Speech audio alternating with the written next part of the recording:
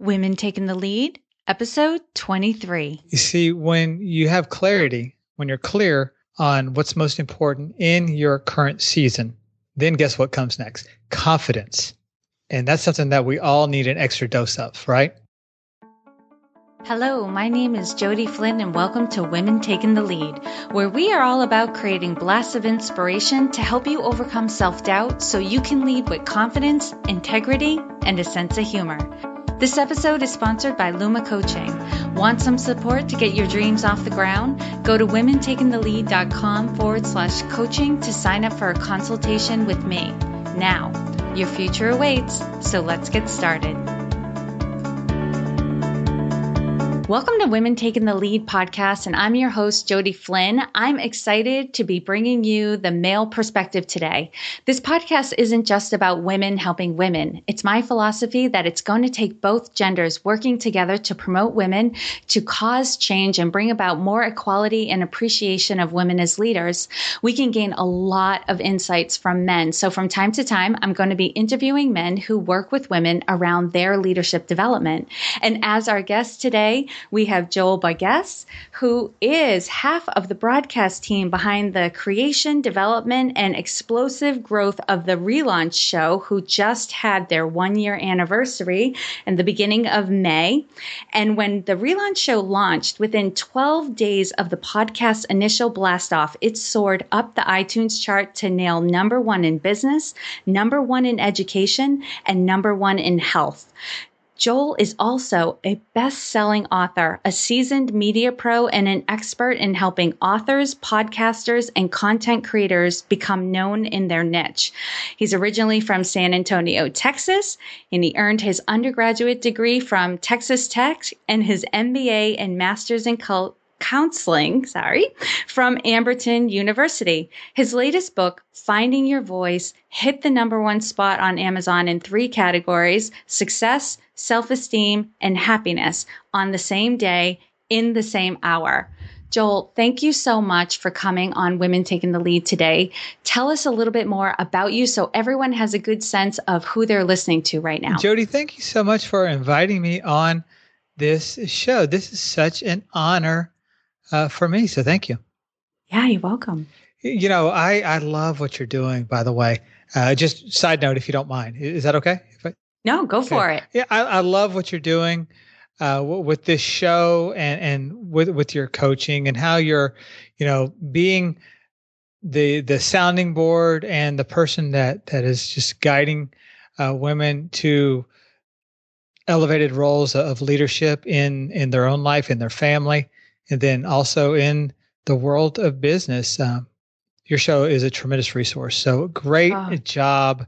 And by the way, you had a guest that I recognized yesterday. So, hey, good for you. That was a good call on your part. Yeah. So you're referring to Dr. Pei, who is my co-host and 13-year marital partner. It's my wife. Oh, congratulations. The relaunch show, gosh, we are having a blast with it. Thank you for mentioning it as well. And it started because we wanted to provide, an online, on-demand resource for people to just listen to, for inspiring stories, for fresh ideas and practical steps. And we, like you and like this wonderful show, interview some of the most creative and some of the most innovative people that you can imagine, learning from their successes, which that's always good, right? But where we really learn is we really learn from their challenges, struggles, and failures. And those are some of the things that we talk about on the show. You've been a guest before with us, and you were so open and transparent. And I personally really appreciate that, Jody, because as you know, you're a pro, you're a podcaster. That's when people really connect, when guests are open, honest, and just let everything, everything go, so to speak. Yeah. I love that. And, the admiration goes both ways, Joel.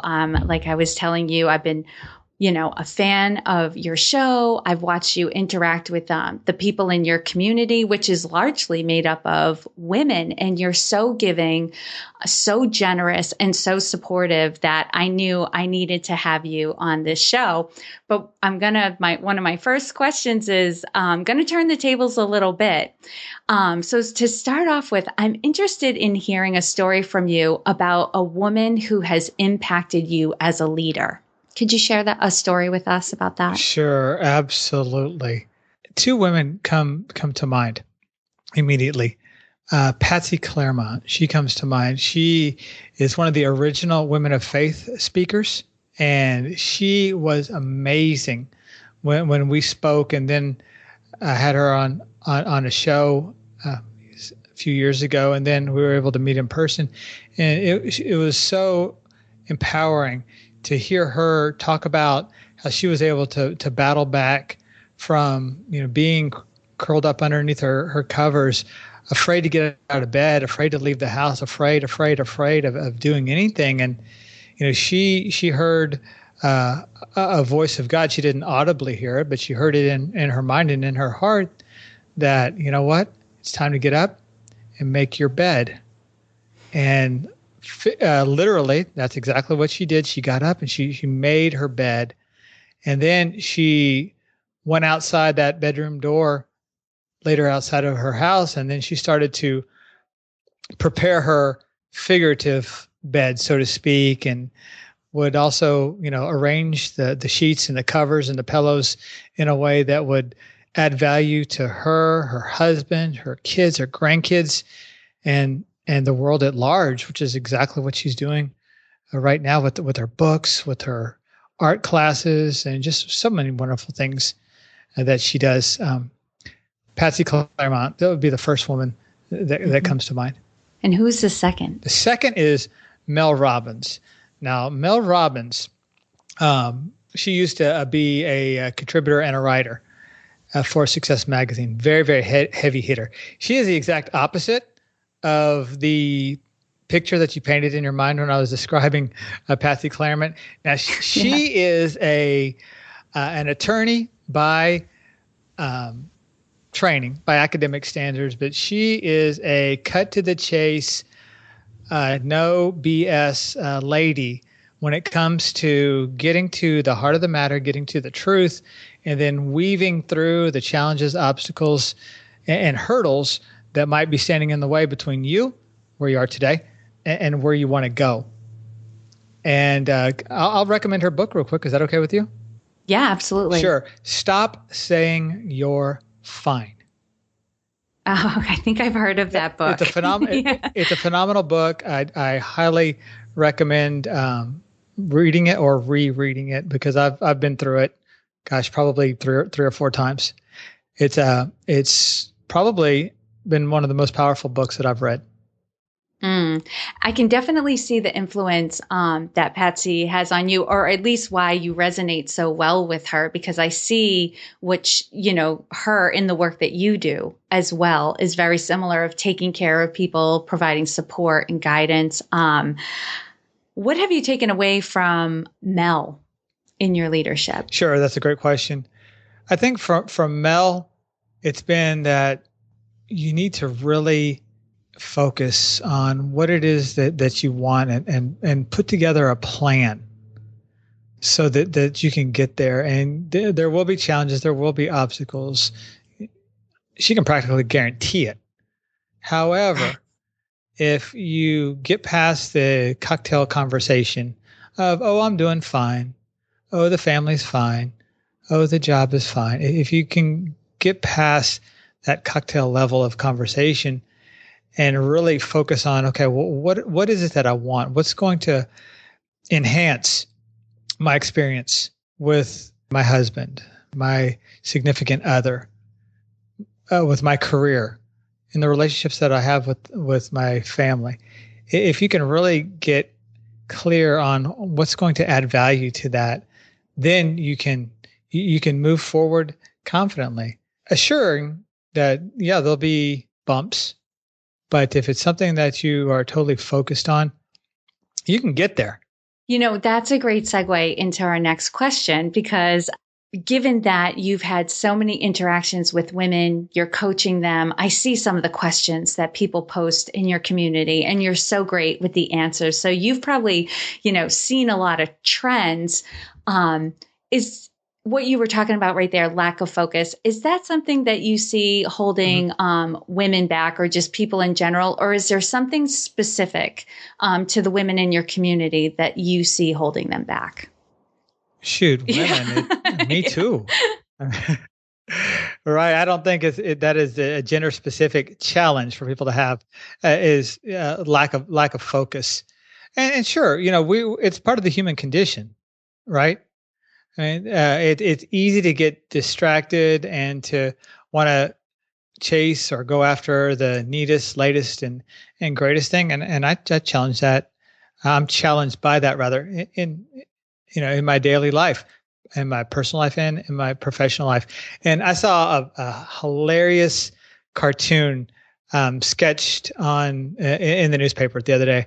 I saw it on the internet, but I think it was in one of the newspapers maybe. But it was a group of dogs, like 6 or 7 dogs, in a conference room, and the lead dog had his little pointer, and he was pointing to something on the whiteboard, and he said, "So what we really need to do is we really need to decide on what's most important, and then we need to channel all of our energy, and we have to just," and he was about to say focus, like, Yeah. like with the F and the O and the C. And then right outside the window Yeah. was a squirrel running by, and he went, "Squirrel." Exactly. Yeah, no, you're right. It's very much a human condition. And what I found too, and actually, just to go a little deeper on this one, because what popped into my head when you were talking is Okay. that sometimes when we lack clarity, right? Or we're a little intimidated by something that we want to go after, or it feels too big. What I see happens to a lot of people is they get real busy on things that are not as impactful than that thing that they want. Do you find that as well? Do you see that a lot? Or are you coaching and counseling people around, how to get focused? Well, sure. Well, it kind of all works together. We all want to feel like we're making a contribution and we're doing work that matters. And a lot of times, I think as an internal self defense system, it's not intentional. People, for the most part, and you know this, Jody, with your clients, people have good intentions, and they mean well, and they want to add value to themselves and to the people that are closest to them. But I think internally, we've learned that we always have to be busy. We always have to be doing something. Yeah. And I think that was ingrained in us from a very, very early age by, again, well-meaning people. But it is just stuck with us. And until we get in there with a lever and pry that belief that we always have to be busy no matter what, until we are able to free ourselves from that belief, it's going to continue to rear its head in the way we manage ourselves, our family, and our business. Can I give you a quick story? Yeah, go for it. Yeah, I was leading a call one time, and there was probably 8, 9, 10 people on this call, and I think they were all ladies too. I don't quite remember, but probably so. And I told the story about how, as a little boy, I grew up on a farm in Central Texas, and while I was too young to do any of the farming chores and duties, other than sit on the tailgate and watch my dad and my grandpa and all those people, one of the things that I learned about farming is that a good farmer, and my granddad, he was a good farmer, was a master at understanding what season he was in, and then also submitting to that season. And for a good farmer like my granddad to get the bumper crop that's available, he knew that he had to submit to that season. And when I told that story and the challenge was obvious, in that call. What season are you in? Yeah. And when I opened up the call for live Q&A, the first person that started talking, it was a lady in her 50s, and her first name is Cindy. And between the sobs and the tears, Cindy said, Joel, I've never heard it put that way. And you know what? I just realized that I have been trying to live in a different season than the season that God has me in.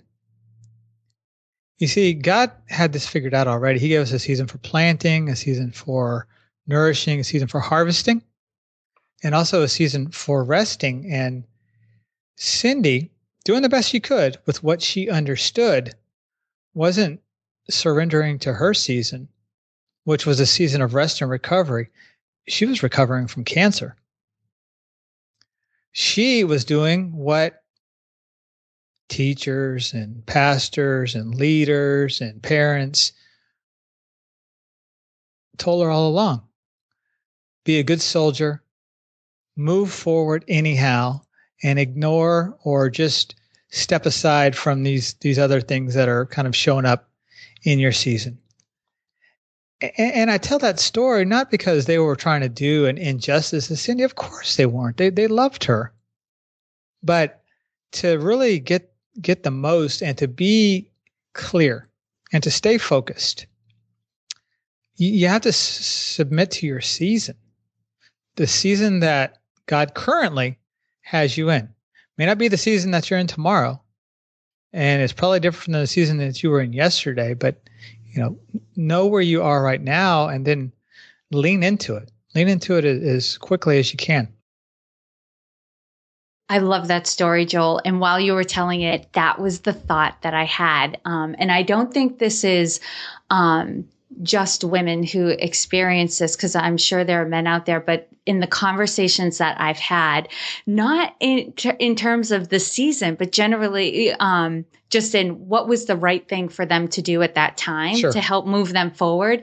I find that women struggle most with accepting rest and recovery and recuperation. Mm-hmm. Like that they resist when it's time for them to reflect and rest, mm-hmm. because they always feel like they need to be in action. And I imagine men feel this way too, right? Because they're supposed to be the providers and forging ahead and doing the next thing. It's so tough for people to give themselves a break, but without that reflection and that rest and that recovery time, we will go into the next phase weakened.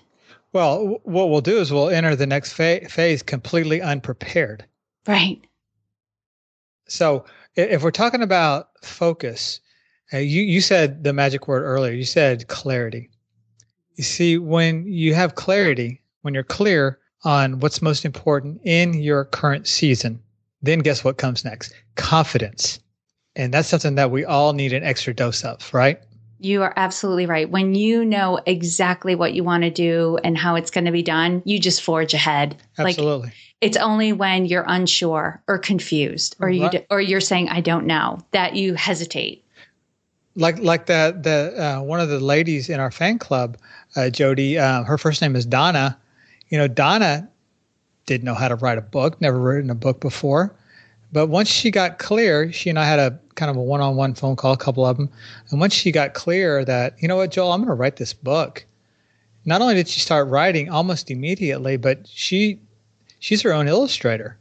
You've probably seen some of those drawings in the group. And, when you get clear on what's most important to you at that season, and she did, then you have the confidence to, what did you say, forge ahead anyways. And then with clarity and confidence comes direction, because that forging ahead, you know in which direction that you're going. You're moving forward. You're moving the needle in your business, in your personal endeavors, in your recovery, as Cindy learned how to do. I love that. And I'm going to jump ahead because you've answered a lot of my questions. And I know you're on a time frame now, and I want to respect your time. So share with us a success quote or a mantra and why it has meaning for you. Sure, very good. Success quote: there are no traffic jams along the extra mile. Ooh, And Roger Staubach said that. I love that. Say more about it. I just this quote talks about how if you do something different or extra, you're going to thin out the pack real quick.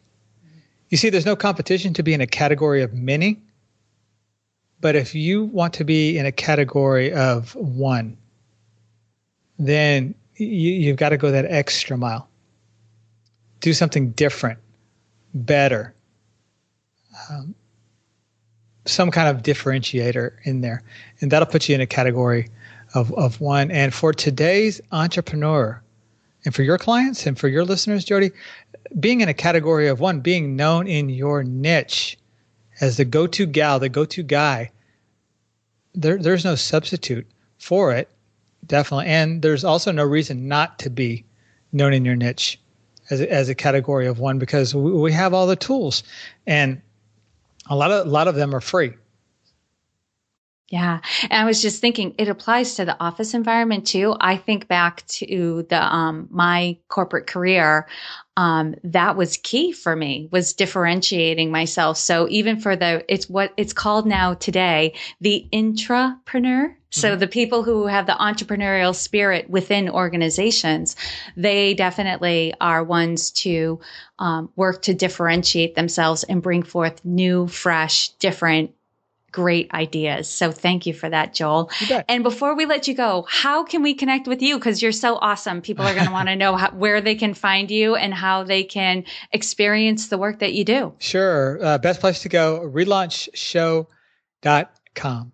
Again, it's relaunchshow.com. All of our podcasts are there. Plenty of free resources and our brand new class. And boy, Jody, I'm so excited about that. It is our new class, Podcast Launch Blueprint. And what it is it's 15 video recordings that takes podcasters step by step through the launch and through the launch process that we went through that helped us crush it with the relaunch show. And we hit number one in all three categories in the iTunes New and Noteworthy.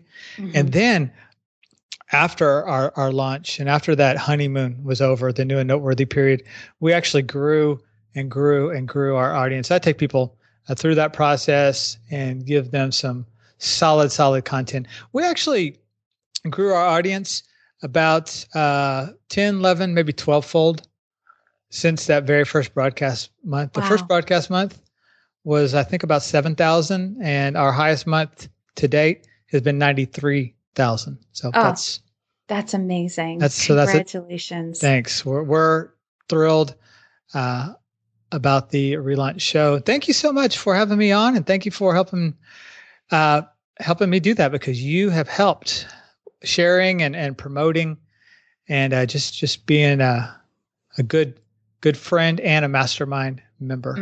Yes, it's been a joy. And I love the work that you're doing. And for those of you who listened to Dr. Pei's episode on Women Taking the Lead, she gave the teaser to this product on the show, to the video series.